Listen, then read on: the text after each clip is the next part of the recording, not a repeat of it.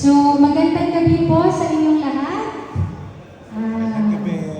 Maraming salamat po, and I'm very happy to see all of you here. Ating friends. Okay, so can you hear me? Is it clear? Yes. For those of our family and friends at the back, can you hear my voice from there? Yes? Yan. So, again, ito naman, sabi nila, lecture daw. Anyway, on behalf of our entire family, the Navales and the Villanuevas, I would want to extend my deepest gratitude to everyone who joined us today to honor our dear Lola Mommy Esper. So, let me introduce myself again, no? Ako po si Rosella.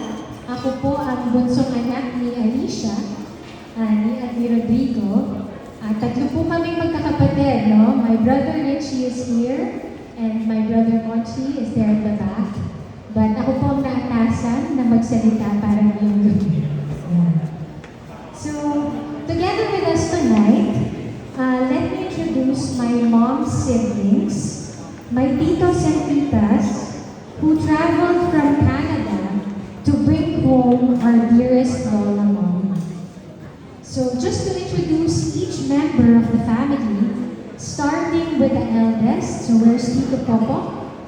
Tito Popo, together with his wife, Tita Yvonne. Okay.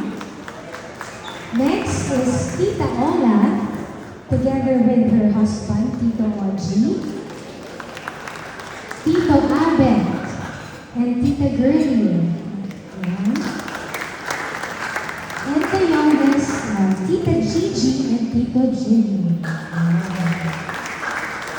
So we are so happy that all the siblings and their spouses are complete as we lay Lola to her final resting place. So seeing family and friends from near and far. As a matter of fact, may mga relatives po kami na nagbiyahe from Pangasinan, from Baguio, Cagayan de Oro. Meron kanina po si Tita from Subic na dumating po dito. Maraming salamat po sa inyong pagpunta. For those who came together and took the time to attend Lola's wake, this surely provides us an immense comfort and hope that all is well and all will be well during this time. So your prayers, your concern, and your presence here tonight reminds us of just how much our Lola was loved. So from the bottom of our hearts, we'd like to thank you for all being here tonight. It makes us happy to know that we all have your love and your support. So actually, as a matter of fact, we already had a eulogy in Canada po, no? So si Lola had her ceremony in Canada and now she's brought here. I would like to share to all of you some parts of my Lola, of the eulogy that I shared at the time, which I prepared during her ceremony in Canada. Okay, so Lola Mommy was a woman who was strong, determined, and definitely placed family first. So she was present in our major milestones in every member of our family. So as for me, Lola Mommy was part of my debut, she was part of my wedding, even up to date to the debut of my daughter Dana, which was held last December 2024. That was the last time she was here in the Philippines. No, Lola Mommy was the type who was ready to support, always present, and always there for all of us. Lola Mommy was full of energy and vibrance. So kitang-kita niyo naman po sa mga retrato natin. I remember all of my friends through the years kept on saying that this was mentioned by Dana. She was really the coolest, the most energetic. Nagtitiis ko pa si Lola. She's the grooviest and the most fashionista lola that they've met. So sabi nga ng isa kong friend, she even texted me when she learned of her passing. She mentioned to me that she's now finally able to dance her heart's content in heaven. No? Mahilig kasi magsayaw si Lola Mami. So as we say goodbye to our Lola, my heart is full. Actually, my husband mentioned to me that Lola Mami was just waiting for the bus in the waiting shed. And she has already done her part in this world and is ready to go home. Today, I don't think there should be any tears of sadness. As a matter of fact, as you can see in how we wanted to have this ambiance tonight, we wanted to be very happy and light. So rather tonight, instead of tears of sadness, twinkles of joy, and radiant, hopeful smiles.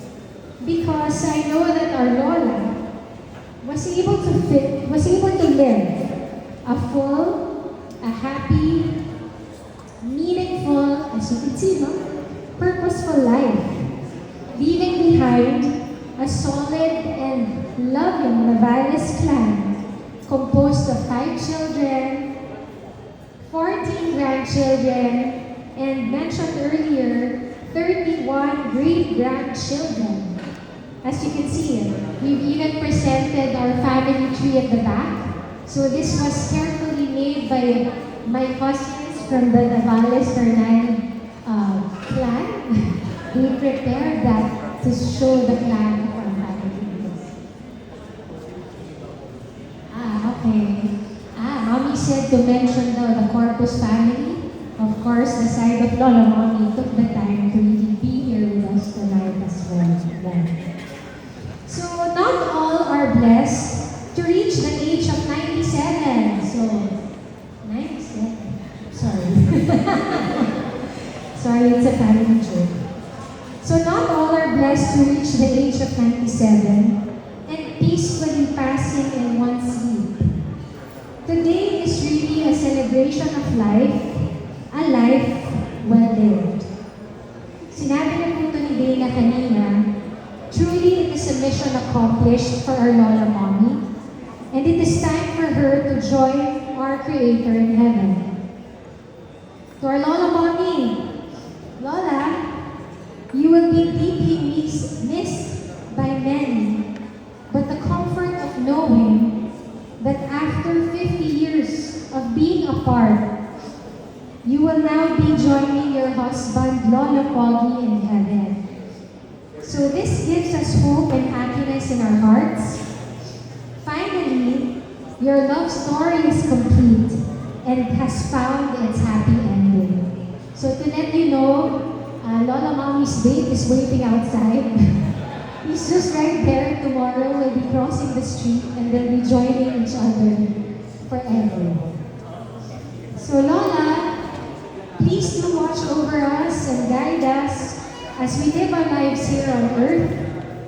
We will do our best to make you proud and continue to give importance to sharing deep love for family and friends. The legacy I believe that you have left with us. So Lola, in behalf of everyone here, we just want you to know na mahal po namin kayo. And when the time comes, we will surely see you again in heaven. Until then, we will live in comfort, knowing that you're watching us and you're guiding us and praying for us from above. So Lola Mommy, rest in peace and we love you.